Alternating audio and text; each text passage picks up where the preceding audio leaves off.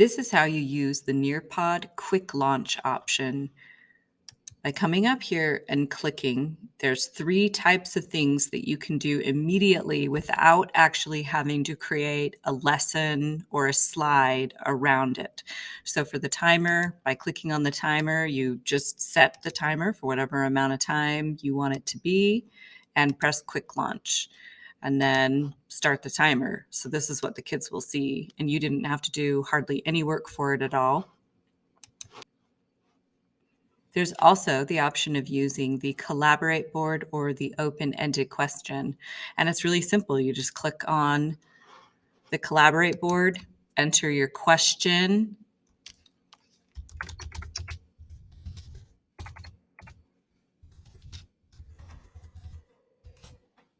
and then press quick launch.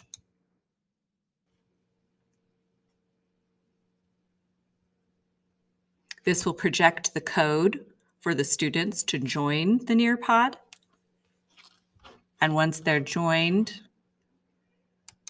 it's right there on the collaborate board.